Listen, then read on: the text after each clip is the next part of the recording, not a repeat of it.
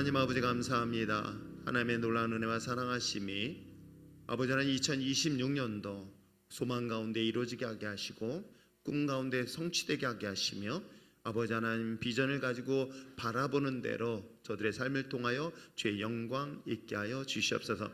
특별히 다음 세대 믿음의 자녀들에게도 동일한 은혜를 허락하게 하시고 풍성한 은혜와 능력이 저들 삶 가운데 영원히 임하게 하여 주시옵소서. 오늘도 예배 가운데 하나님의 놀라운 은혜가 있기를 간절히 사모하며 예수님의 이름으로 기도합니다. 아멘. 할렐루야. 하나님의 은혜와 사랑하심이 오늘도 예배에 참석한 저와 여러분의 가정 가운데 주님의 축복이 지금부터 영원히 있기를 축복합니다.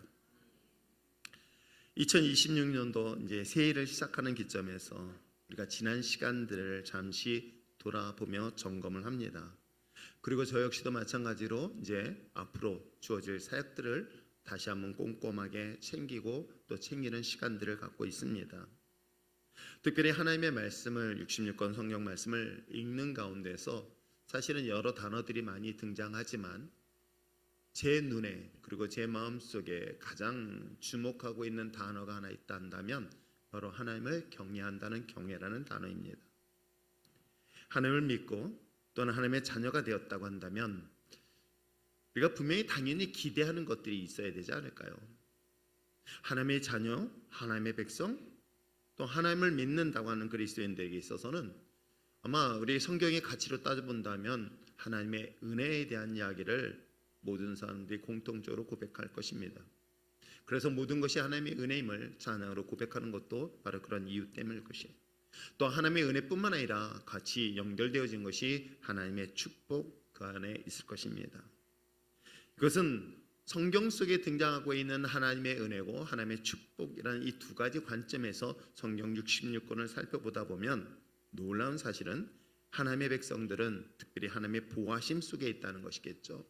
그것이 하나님의 은혜였던 거예요. 내가 죽음의 골짜기 가운데 있을지라도 그 속에서 하나님의 보호하심을 경험할 때 이걸 하나님의 은혜라고 이야기하게 되어집니다. 거친 풍랑을 만납니다. 태풍을 만납니다. 큰 소용돌이 속에 빠져들어가는 상황에서 그곳에서의 보호하심, 그곳의 건지심, 그곳에서 하나님의 인도하심, 이끄심의 이 모든 과정들을 우리는 하나님의 은혜라고 표현할 수 있죠. 그렇다면 하나님의 축복은 과연 무엇일까 생각해 본다면 삶을 살아가는 데 있어서 부족함이 없는 것이 그것이 바로 하나님 우리에게 또 다른 축복이 아닐까 생각해 봅니다. 하나님께서 우리의 목마름을 해결해 주시고 우리의 부족함을 충분하게 채우신 그 하나님, 그것이 우리에게 또 다른 은혜이며 축복인 줄 믿습니다. 오늘 성경 본문에서도 동일한 이야기를 하고 있는 것입니다. 하나님의 보호하심에 대하여서는 큰 위기와 상황 속에서 우리를 안전하게 보호하시고 인도하시기에 그를 하나님의 은혜라고 이야기하고 있고요. 오늘 성경 본문에 기록된 것처럼 젊은 사자가 먹이를 얻지 못하여 굶주리고 있는 상황입니다. 그러면 어떤 상황인지 대충 머릿속으로 상상할 수 있을 것입니다. 아니, 늙은 사자가 아니라 젊은 사자입니다. 그런데도 불구하고 그 젊은 사자가 먹이를 얻지 못하고 구하지 못하여 굶주리고 있는 상황 속에서 하나님의 은혜 속에 살아가는 저와 여러분에게는 부족함이 없다는 이야기가 오늘 시편 기자의 고백이기도 합니다. 이것을 성경 속에 기록되어져 있는 하나님의 은혜고 하나님의 축복인 것입니다. 그런데 사실은 오늘날 우리가 삶을 살아가는 많은 다수의 사람들 중에서는 그런 하나님의 은혜, 그런 하나님의 축복에 대하여 관심이 없고 그리 중요하거나 필요하지 않다는 분들이 있을까요? 있습니다. 우리가 하나님을 믿는 그리스도인에게도 이와 같이 하나님의 은혜가 크게 중요하지 않고 또 하나님의 축복도 크게 기대하지 않는 분들이 사실은 있어요. 왜요? 뭐 때문일까? 지금 내 능력으로 내 힘으로 얼마든지 삶을 살아낼 수 있고 살아내고 있고 그리고 이 정도면 충분하다는 생각에 사로잡힌 많은 분들에 있어서는 굳이 뭐 하나님에 대하여 은혜 또 하나님에 대한 축복 그리 관심을 갖지 않는 케이스들을 사실 참 많이 보게 되어져요. 세상에 많은 하나님을 믿지 않는 사람들도 마찬가지 아닐까요? 세상에 하나님을 믿지 않는 사람들도 살만하거든요. 여유롭고 풍요롭습니다.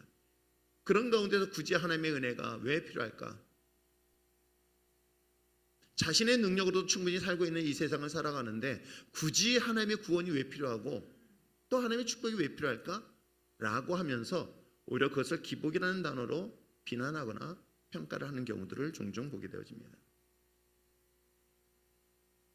그렇기 때문에 하나님의 은혜나 하나님의 축복을 관심이 안 듣는 그런 사례들을 종종 보게 되어지죠. 그런데 사실은 우리 인생이라는 것은 그리 형통하고 평탄한 것만 있는 것이 아니라는 것을 우리는 경험하게 되어지죠. 누구나 예상치 못했던 불행한 사고를 경험하거나 아니면 인간의 의술로, 사람의 의술로 도저히 치료할 수 없는 불치의 질병으로 고통을 당하는 상황이거나,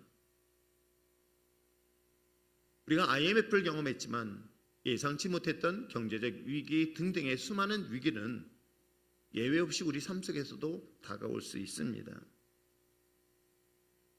이런 누구도 자유할 수 없으며 행복할 수 없는 그런 절망적 상황 속에서 그래도 우리가 하나님을 믿는다면, 하나님을 믿는 자녀라고 한다면, 하나님의 선택받은 믿음의 자녀라면 세상 사람들이 똑같은 상황에서 고백하는 것과 무엇인가 달라야 되지는 않을까? 왜요?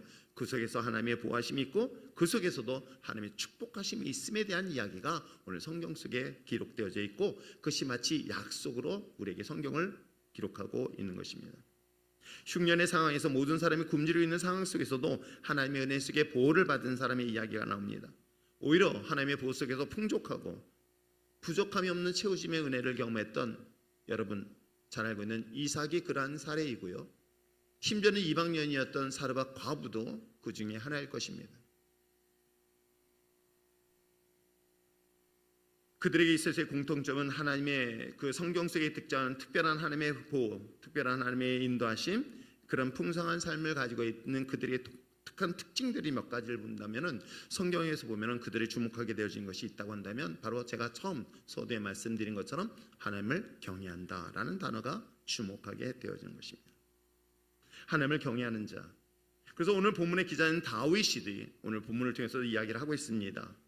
시편의 기자인 다윗이 하나님을 경외하는 자에게 있어서는 하나님의 특별한 보호 아래 하나님의 선하심을 경험하고, 또한 부족함이 없는, 절망적 상황에서 부족함이 없는, 더 좋은 것으로 채워서 부족함이 없는 채우심의 은혜를 경험하는 이야기가 오늘 성경 본문을 통해서 고백을 하고 있는 것입니다. 하나님을 경외하는 자, 하나님을 경외하는 자에게 주신 그 은혜의 축복은 하나님의 보호 속에 은혜를 경험하고 모든 사람이 굶주린 가운데서도 풍요로움을 경험할 수 있는 것, 누구에게 해당되는 축복이다, 은혜다? 바로 하나님을 경외하는 자에게 주신 약속이라는 것을 성경은 끊임없이 우리에게 소개를 하고 있는 것입니다. 그러므로 사랑하는 우리 율전의 신앙 공동체 여러분들은 2026년도 하나님을 경외함으로 인하여, 하나님을 경외함으로 인하여 하나님의 안전한 보호 아래 여러분의 가정이 평온하기를 원하고 기쁨이 넘치길 원합니다. 이게 목사인 제가 우리 성도들에 대한 기대이고요, 어찌 보면 부모가 자녀들에 대한 기대도 마찬가지 아닐까요? 여러분, 여러분의 자녀가 2026년도 어려움을 당하고 고난을 당하고 야싸 고소하다 그렇게 할 부모는 단 한 명도 없을 것입니다. 자녀들의 삶이 올해도 평안하길 원하고 형통하길 바란다. 아마 우리가 세배를 할 때 부모님한테 이 용돈을 받는 것만이 아니라 부모님 덕담이라고 해서 사실은 부모님이 자녀들에게 이렇게 이야기하듯이 오늘 성경도 이야기하고 있는 거예요. 목사인 저 역시도 여러분들이 2026년도 특별한 하나님의 보호하심 속에서 안전하고 하나님의 특별한 보호하심 속에서 여러분의 삶이 평안하길 원하며 하나님의 특별한 보호하심 속에서 여러분의 삶이 행복함을 누릴 수 있는 2026년도가 되길 축복합니다. 또한 뿐만 아니라 성경에서 기록된 것처럼 하나님의 자녀들, 여러분의 자녀들은 2026년도 모든 좋은 곳으로 부족함이 없는 그런 체험의 축복이 여러분 가정 가운데 있길 축복합니다. 여러분의 자녀 가운데도 있길 축복합니다. 자, 그렇다면 말씀드린 것처럼 오늘 성경이 이야기하고 있는 이 다윗의 고백에 있는 것처럼 하나님이 우리를 안전하게 보호하실 뿐만 아니라 가장 좋은 곳으로 충분하게 채우시는 그 축복의 역사를 하나님이 허락하시기 위해서는 전제 조건이 있어요. 그게 뭐예요? 하나님을 경외한다는 단어예요. 하나님을 경외함으로 인한 하나님의 은혜예요. 하나님을 경외함으로 인한 하나님의 축복인 것이에요. 그래서 2026년도 여러분들이 그 하나님의 은혜 속에 보호를 받기를 원하시고 하나님의 놀라운 축복 속에 누리시기를 원하신다면 가장 중요한 하나님을 경외하는데 가장 우선순위를 둘 수 있는 저와 여러분 되시길 축복합니다. 자, 그렇다면 우리가 너무나 잘 알고 있는 단어이기도 해요. 우리가 신앙생활을 어느 정도 한 분들한테는 하나님을 경외하는 것, 그래, 경외하는 것에 대한 단어는 익숙하게 듣고 잘 알고 있는 단어이며 성경 속에 사실 많이 등장하고 있는 내용이기도 합니다. 오늘 본문의 시편의 기자도 마찬가지겠죠. 오늘 성경 본문의 기록도 이야기하고 있습니다. 여호와의 천사가 주를 경외하는 자라고 이야기하고 있고요. 또 그 다음 절에서 보면 너희 성도들아 여호와를 경외하라 라고 하면서 이 경외라는 단어가 나왔을 때 우리는 막연하게 그래, 하나님을 경외하면 되겠지라고 하는데, 과연 그 경외라는 단어가 성경에서는 어떤 걸 근거로 이야기를 하고 있을까? 과연 경외라는 이 단어의 가장 샘플이 된 모범 답안이 과연 성경에 어디에 기록되어 있을까? 그것이 바로 아브라함의 한 사건을 통해서 여러분에게 특별히 소개를 하려고 합니다. 그리고 특별히 이번 특별 새벽 기간 동안에 가장 큰 주제인 예배에 대한 이야기를 하는 것도 하나님을 경외하는 가장 기본적인 것이 그로부터 출발하고 있음을 제가 계속 새벽 설교를 통해서 이야기를 하고 있습니다. 자, 오늘 성경에 기록되어져 있고 성경에서 우리에게 소개하고 있는 창세기 22장은 하나님의 사자가 하나님께서 친히 경외라는 단어, 즉 경외하는 것이 어떤 것이 경외하다라는 그 단어를 어찌 보면 합격이라는 그 커트라인에 자, 이제 너가 나를 경외하는 줄 알았다고 확정된 사건이 창세기 22장 전체의 이야기이기도 합니다. 하나님께서 아브라함에게 예배를 통해서 하나님이 경외하는지 경외하지 않는지 마지막 테스트하는 내용이 창세기 22장 내용이기도 합니다. 그러므로 하나님을 경외함에 대해서 그 판단의 기준은 사실은 22장에서 가장 중요한 건 뭐였냐면 바로 제사, 예배라는 거예요. 우리는 고대 전통, 우리나라의 전통 문화에서도 부모님을 공경하는 것에 가장 중요한 것에 우선순위를 뒀던 게 뭔지 아시겠죠? 제사였습니다. 구정이 되어지면 좋은 음식들, 추석이 되어지면 좋은 음식들을 준비해서 정성을 다하여 제사를 드리는 것, 그걸 공경이라는 단어를 표현하고 있습니다. 그렇다면 하나님 앞에 우리가 드릴 수 있는 게 뭘까요? 그게 바로 공경, 또는 우리가 성경에 기록된 경외라는 단어는 무엇으로 설명하고 있냐면 바로 제사요, 예배라고 성경은 기록하고 있는 것입니다. 하나님의 은혜 가운데 여러분의 삶에 안전하게 보호를 받고 좋은 것으로 충만한 그 부족함이 없는 삶을 원한다면 하나님을 경외하는 삶, 즉 온전한 예배자가 되기를 다시 한번 주님으로 부탁드립니다. 하나님 앞에 온전한 예배자가 하나님을 경외하는 자고, 하나님을 경외하는 자는 곧 하나님의 특별한 보호하심과 하나님의 축복하심의 삶을 누릴 수 있다라고 성경은 이야기를 하고 있는 것이겠죠.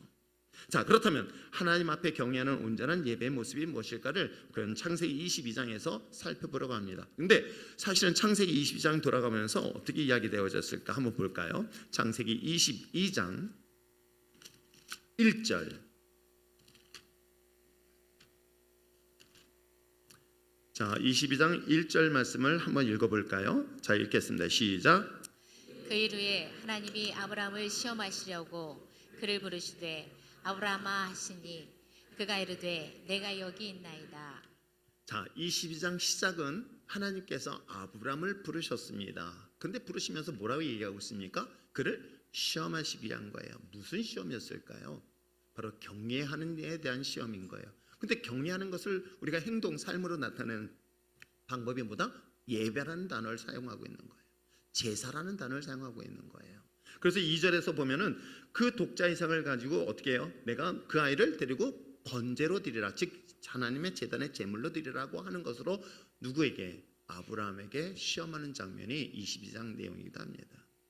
그러면 우리는 예배는 어떻게 보면 이 시간 우리가 시험을 통과하고 나오고 있는 과정이다라고 생각하면 되지 않을까요?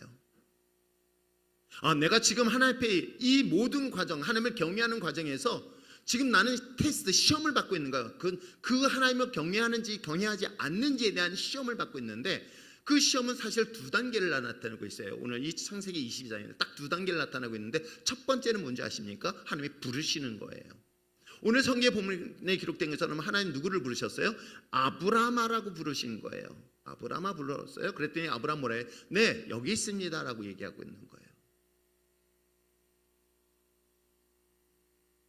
오늘 이 자리에 여러분이 나오셨습니다. 그런데 여러분이 선택한 것 같지만 사실은요, 하나님의 특별한 섭리요, 특별한 선택에 의해서 우리를 부르셔서 우리가 이 자리에 나왔다는 사실. 잘 모르시겠죠.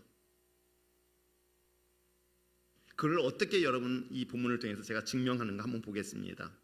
하나님께서는 아브라함을 예배를 통해서 시험하시기 위해서 부르셨다고 분명히 말씀했어요. 그렇기 때문에 오늘 사실 이 드리는 모든 예배는 여러분들이 지금 하나님이 시험하신 거예요. 오쳐라 등등이 여러분의 이름을 부르면 여러분이 이 자리에 예 하고 왔는데, 그랬더니 물어보더라고요. 저는 못 들었는데요? 라고 할지 모르겠지만, 여러분 하나님의 음성을 직접적으로 듣는 경우도 있지만 때에 따라서는 여러분 순장들이 전화해가지고 오늘 꼭 나오라고, 이게 하나님의 음성인지 잘 모르시겠죠. 여러분 저 역시도 누군가가 예수님을 믿으라고 전도했었던 그 메시지가 그 사람을 통해 하나님의 저를 부르셨다는 것, 제가 시간이 지나서 깨닫게 된 거예요. 주님이 어느 날 길거리 지나가다가 사울처럼 다메섹에서 주님을 만난 게 아니라 누군가가 나에게 전단지를 전했고 누군가가 나에게 예수님을 전했었을 때, 그때 주님이 저를 부르심의 소리는 그 사람을 통해서 전했는데 그게 하나님이 부르신 걸 잘 몰랐다가 시간이 지나서 돌아봐서 그때 하나님을 만나고 난 다음에 비로소야 그분을 통해서 하나님이 나를 부르셨구나 하는 것을 깨닫게 됐던 거예요. 그럼 그 관점에서 본다면 여러분이 이 자리에 왔다는 것은 누군가에 이끌려서 이 자리에 왔다는 것은 그 자체가 다 하나님의 부르심의 소리라는 것 여러분 이해하실 수 있을까요? 오늘 본문에서 하나님이 아브라함을 부르신 이유는 사실은 분명히 말씀드리지만 테스트를 위해서 부르셨어요. 아브라함아 라고 부르시듯이 여러분들이 예배에 자리는 것도 또한 여러분 시험하시기 위해서 여러분을 부르신 거예요.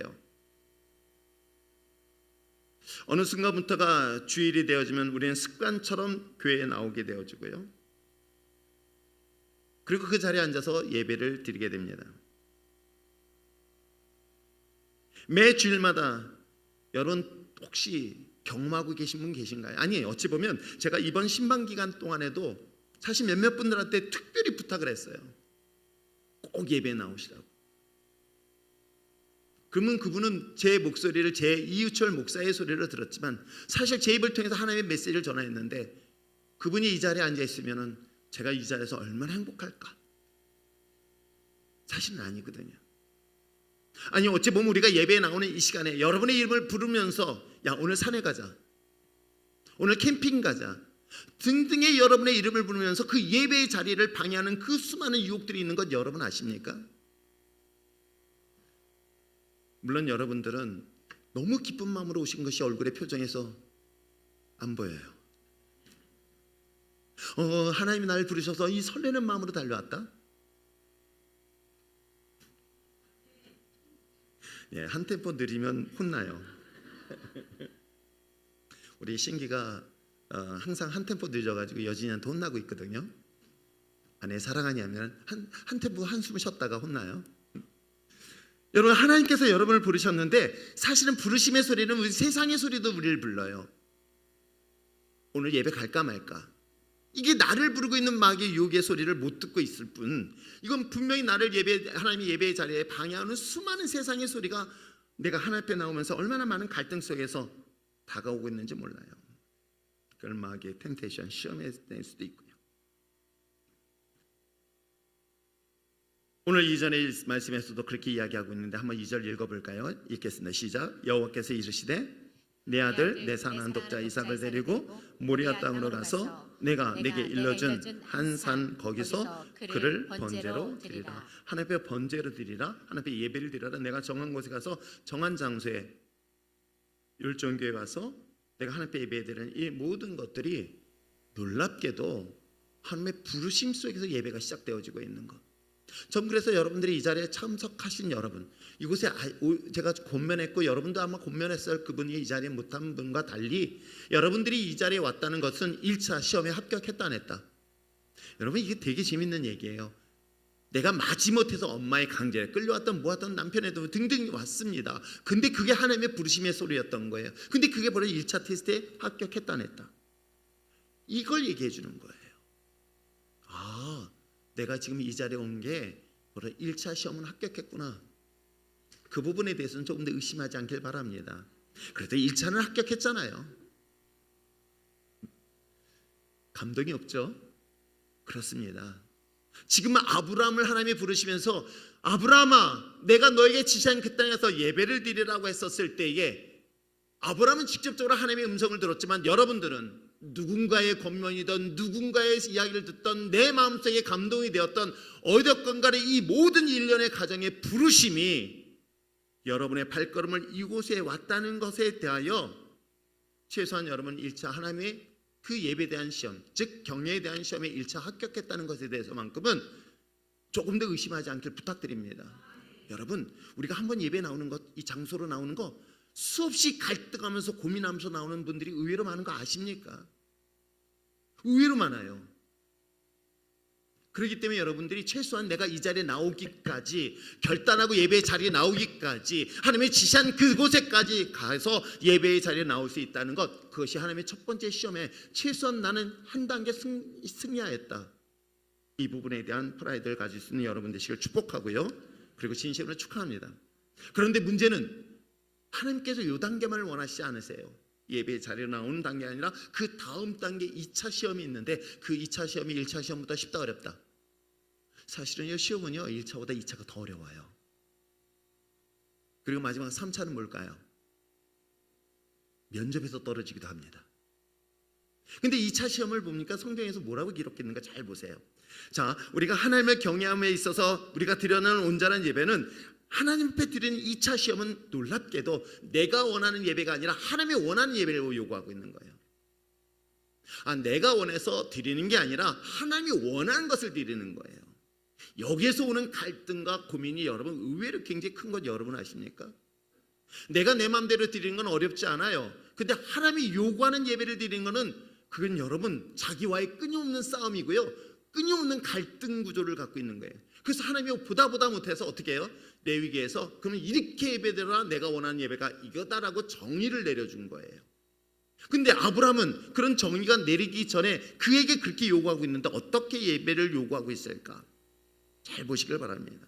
그 예배 속에서는 가장 중요한 단어가 사실 순종인 거예요. 하나님의 나라를 이곳에 부르심에 대하여 이 자리에 나온 것, 이 과정을 극복하고 나왔더니 하나님은 두 번째 우리에게 요구했던 그 시험은 바로 순종이라는 단어를 우리에게 요구하고 있는 거예요. 자, 한번 볼까요? 하나님이 요구하시는 그 내용을 자세히 한번 살펴봅시다. 먼저 하나님께서 요구하셨던 것은 정한 그 번제, 정하여진 번제물, 그리고 또 하나요, 정해진 장소, 두 가지를 주목해 보시기를 바랍니다. 번제는 자신이 소유한 것 가운데서 그 제단의 가장 소중한 제물, 그 정결한 것을 어떻게 해요? 완전하게 불에 태워서 하나님께 드리는 시간인 거예요. 번제는 하나님이 요구하신 것입니다.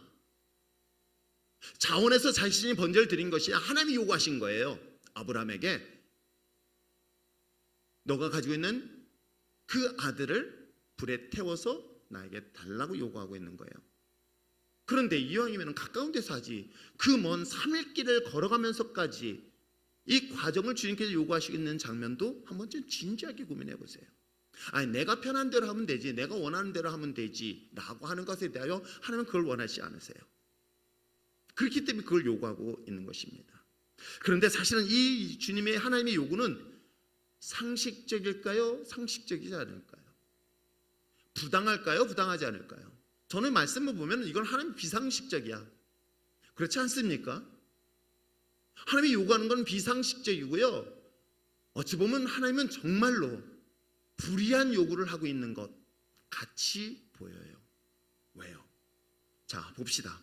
사실은 고대 근동에 우상 중에서 여러 가지 우상들이 있어요.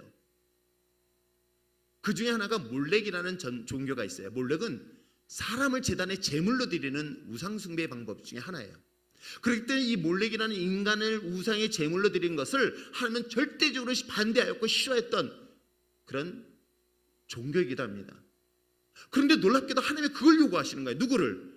아니, 너가 소유한 것 중에 정결한 양, 소, 그걸 요구했다면 그도 충분히 이해가 되는데 아브라함에게 있어서 요구했던 것은 유일하게 남아있는 독자 이삭 아들을 요구하고 있는 거예요. 그러면 여러분, 이 요구를 우리가 어떻게 이해하고 어떻게 해석할 수 있을까요?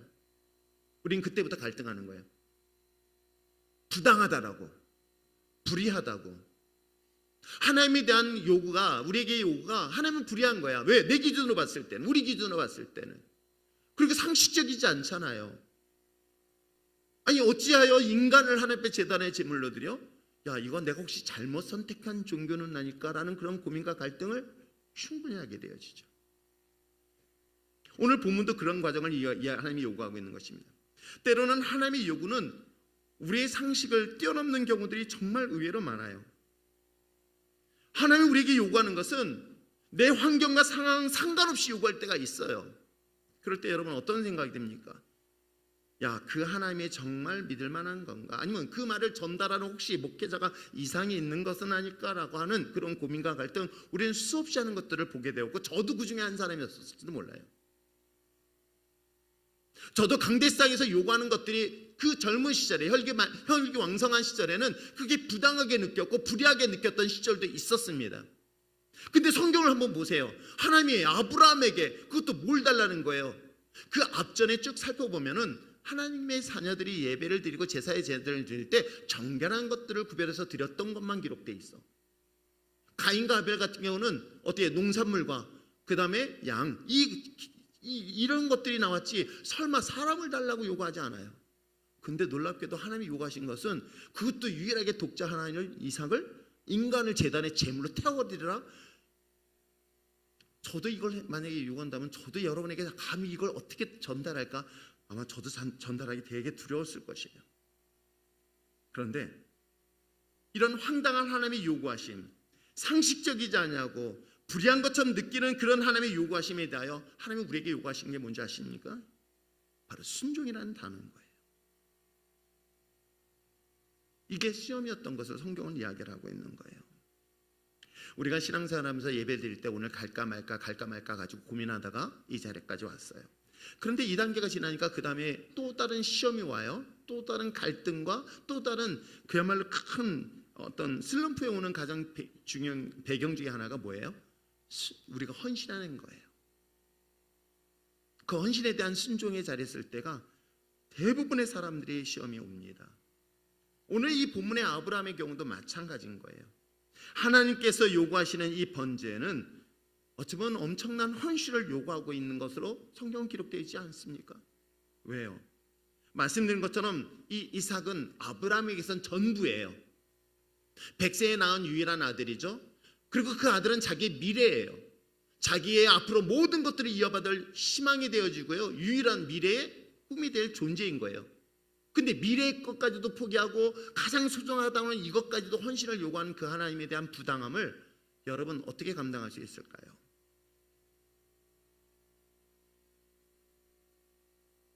근데 한편으로 저는 이렇게 생각해요. 저는 하나님은 정말 좋은 분이라는 믿어요.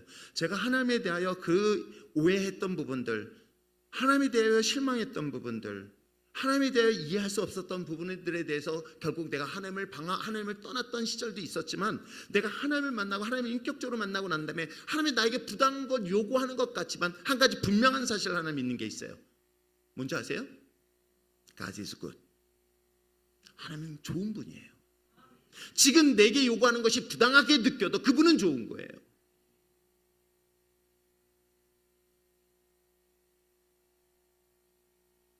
가끔 아이들이 먹을 걸 갖고 있으면 아빠들이 한 입만 줘. 다 경험해 봤을 거예요. 그러면 어때요? 어떤 애들은 주는 애가 있고요. 우리 애들도 그래요. 우리 애들도 자기네들 가르쳐서 목사님 하면서 갖다 주는 착한 아이들도 있고, 달라 그러면 도망가는 애들이 있어요. 근데 여러분 한번 상상해 보세요. 그 아이에게 요구하는 그 한 입만 주라고 했었을 때 그 아이에겐 더 많은 것을 내 주머니에 사탕 있는 걸 다 줄 수 있다는 거? 저는 하나님이 그런 하나님이라는 걸 믿어요.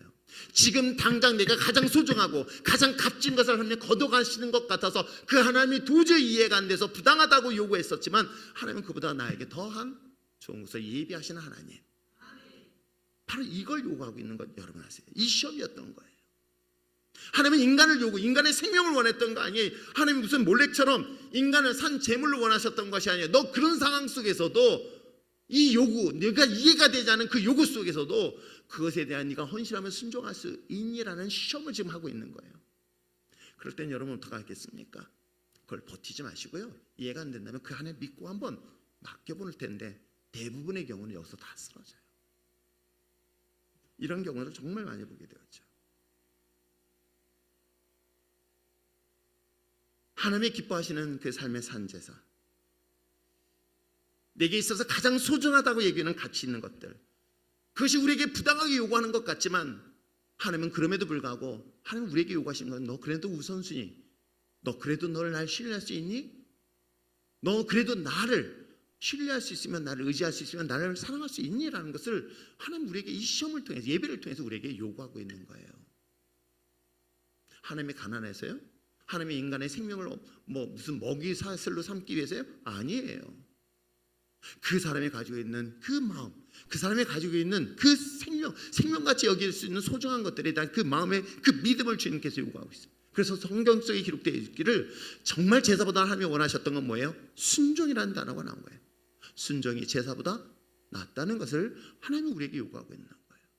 내 머리로 이해가 되지 않더라도, 내 가슴으로 이해되지 않더라도, 여러분 이럴 때 하나님께서 우리에게 설명해 주시면 좋잖아요. 야, 거기 가면은 내가 널 위해서 예비된 게 있어, 걱정하지 마. 수풀에 보면 아주 예비된 훌륭한 양이 준비되어 있으니까 너 한번 이 시험을 통과해. 이렇게 설명하셨으면 얼마나 누구든지 다 하지 않을까요? 하는 설명도 없어요. 설득도 안 해요. 오늘 성경 잘 보세요. 1장 1절과 2절의 말씀으로 딱 끝나버려요. 내가 너의 지시한다. 너의 아들을, 독자 이삭을, 그 이삭을 번제물로 드리라고 하나님이 딱 지명하네. 우리는 얼마나 큰 갈등과 고민을 가지고 3일 길을 걸어가고 있는 아브라함의 모습을 상상해봐요. 그는 그 아들에게 아이 컨택하면서 얼마나 마음의 갈등과 고민을 하고, 3일 길이에요. 3일 동안 얼마나 갈등하고 있을 거예요.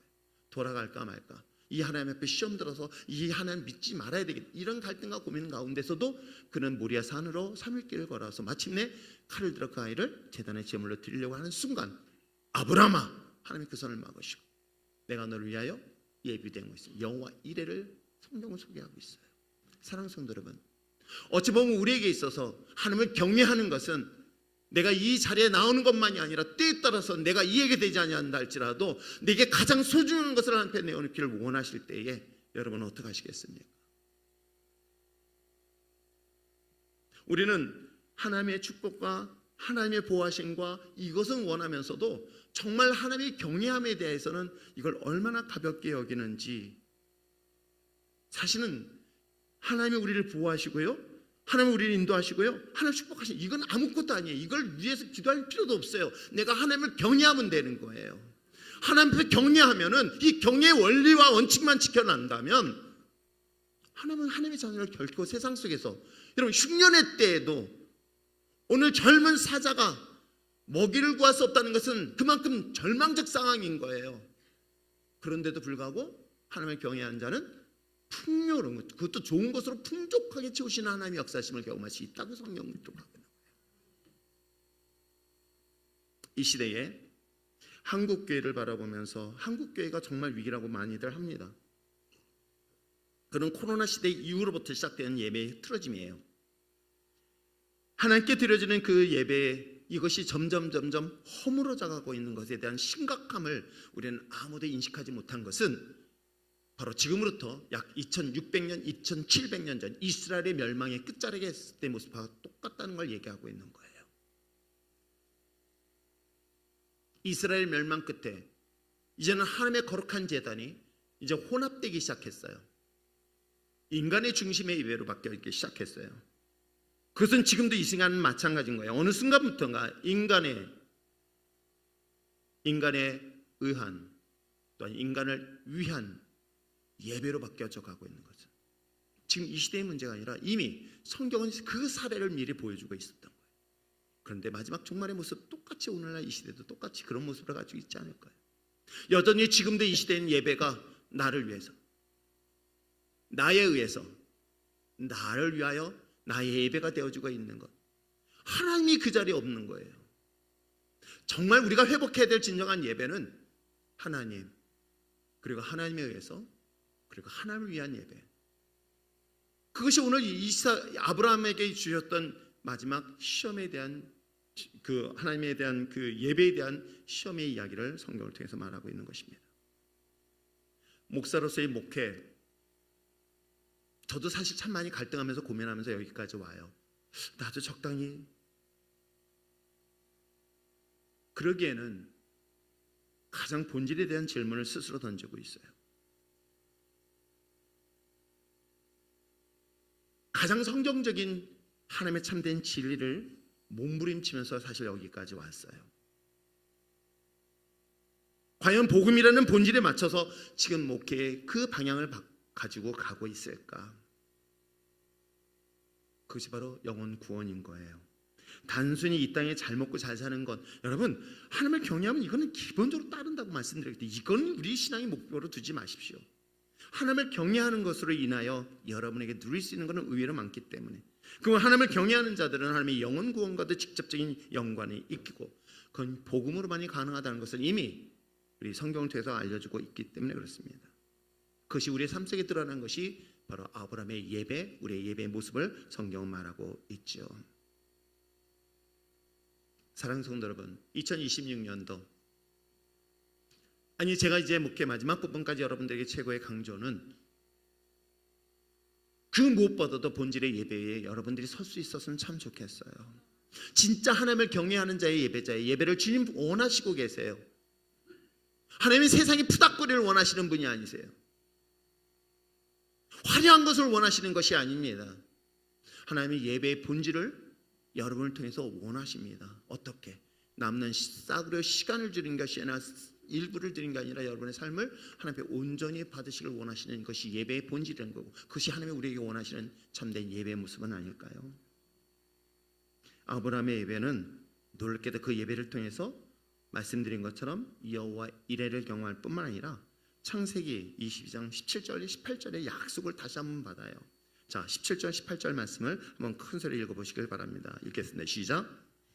내가 내게 큰 복을 주고 내 씨가 크게 번성하여 하늘의 별과 같고 바닷가의 모래와 같게 하리니 내 씨가 그 대적의 성문을 차지하리라. 또 내 내 씨로 씨로 말미암아 말미암아 천하 만민이 복을 받으리니 이는 내가 나의 말을 준행하였습니다. 준행하였습니다 하셨다 아멘. 하니라. 우리는 이걸 원해요. 근데 여러분 이거의 전제 조건 뭐예요? 하나님을 경외하는 데부터 출발하는 거예요. 하나님을 경외하면 이것에 대하여 하나님의 확정을 시켜주세요. 저는 그래서 여러분들이 2026년도 그 무엇과도 바꿀 수 없는 예배 본질, 하나님을 경외함에 대한 가장 예배의 본질을 여러분 삶 속에서 가장 우선순위를 줄 수 있는 여러분 되시길 축복합니다. 하나님을 경외하는 것, 그럼 바로 이 시험의 과정을 통과하는 거예요. 그리고 마침내 이 통과한 다음에 하나님이 그 아브라함에게 이야기하시는 거예요. 뭐예요? 비로소 너가 나를 경외하는 줄 알았다라고, 그 경외에 대한 마지막 합격에 대한 선포의 이야기가 오늘 본문에 기록되어져 있습니다. 말씀 전체를 정리해 보겠습니다. 아브라함을 부르셔서 그를 예배의 자리에 나오게 한 것처럼 여러분이 이 자리에 나온 것은 바로 하나님의 부르심 때문에 이 자리에 나왔다는 것 잊지 마시길 바랍니다. 그래서 1차 합격했는데 이것으로 만족하지 마십시오. 우리는 1차 합격한 것으로 끝나는 것이 아니라 마침내 하나님께 인정받는 그런 예배자가 되어지길 바랍니다. 그 경외자가 되기 위해서 여러분 어떻게 할까요?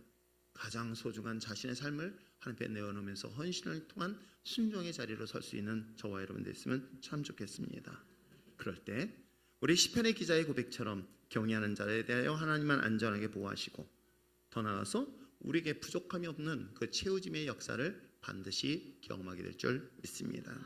우리 율전의 신앙 공동체, 제가 오늘도 여러분 성도를 놓고 기도하면서 하나님, 제가 마지막까지 목회하면서 사건 사고로 인하여 죽는 사람 없게 해달라고, 하나님 부부간의 갈등으로 인하여 이혼한 가정 없게 해달라고, 하나님 경제적 위기 속에서도 망하는 사람 없게 해달라고. 이것이 저의 마지막 목회하면서 하나님, 왜 하나님의 자녀가 세상에서 부끄럼 당하면 안 되지 않습니까? 하나님의 백성들이 세상으로부터 손가락질 당하면 안 되지 않습니까? 하나님 지켜주세요. 하나님 보호해주세요. 비록 연약하고 쓰러지기를 반복하지만 그런데도 불구하고 하나님, 그래요, 온전하게 하나님께 경외하지 못하는 모습도 있어요. 그런데도 불구하고, 그럼에도 불구하고 하나님 저들을 불쌍히 여기고 긍휼히 여기셔서 최소한 하나님 저들을 끝까지 보아요, 하나님 이런 하나님의 안전한 울타리 속에서 주님 만날 수 있게 해달라고, 세상 사람들이, 하나님 믿지 않는 사람들이 조롱하는 소리에 저들이, 하나님 백성들이 밟히지 않도록 목사로서 기도하듯이 전 여러분들의 삶이 그런 하나님의 풍성한 은혜 속에 있기를 원합니다. 그러기 위해서 오늘 이 하나님을 경외하는 것에 대하여 깊이 묵상하면서 올 한 해 2026년도 진정 예배자가 되기를 축복합니다. 기도할까요? 우리 말씀을 생각하면 다시 한번 결단합시다. 하나님, 정한 시간, 정한 장소, 그리고 아버지 하나님 날 부르셔서 이제 나를 예배자로 나오게 하셨사오니 아버지 하나님 정말 전심으로 주만 뵙기 거에 헌신하며 이 하나님을 경외하는 자로서 예배의 승자가 되게 하여 주시옵소서. 그러나 때로는 세상의 유혹이, 세상의 연약함으로 인해 쓰러질 때 있지만 하나님 그럼에도 긍휼히 여기시고 우리를 붙잡아 주셔서 마지막까지 우리의 삶의 산제사를 받아 주시옵소서. 완벽하고 완전하지 못하지만 그럼에도 불구하고 우리 일전의 신앙의 공동체 모든 성도들의 예배를 주님 받아 주시옵소서. 기도하시겠습니다.